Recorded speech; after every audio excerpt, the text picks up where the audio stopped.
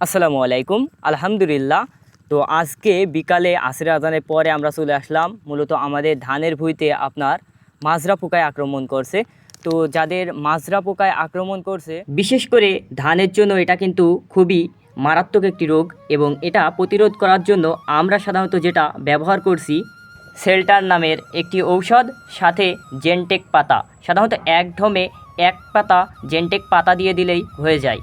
ধান চাষের সবথেকে বড় যে রোগ সেটা হচ্ছে মাজরা মারা। কেননা ধানটি যখন ঊর্ধ্বমুখী হয় তখনই এই মাজরা পোকায় আক্রমণ করে, তাই এটা প্রতিরোধ করা অত্যন্ত জরুরি। মূলত এই দুইটা ঔষধই প্রয়োগ করলে খুব সহজে মাজরা দমন করতে পারবেন।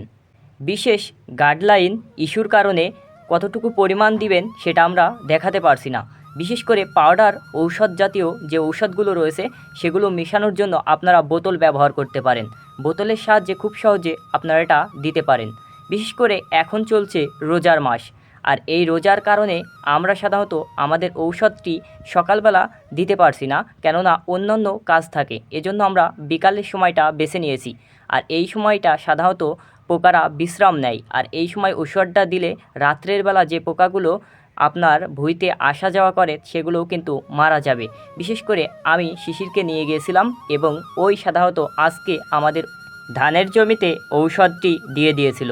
মূলত এখানে আমাদের 15 কাঠা ধান রয়েছে, এবং এই 15 কাঠা জমিতে আমরা সাধারণত 2 ঢম ওষুধ দিয়েছিলাম। মূলত আমরা এখানে জ্যানটেক পাতা 2টি দিয়েছি, এবং আমরা সাধারণত যে সেল্টার ঔষধটি রয়েছে সেটা সাধারণত 2 মুটকি দিয়েছিলাম। যেহেতু এটা আমাদের সাধারণত বাসমতি ধান, আর বাসমতি ধানে সবথেকে পোকায় বেশি আক্রমণ করে থাকে।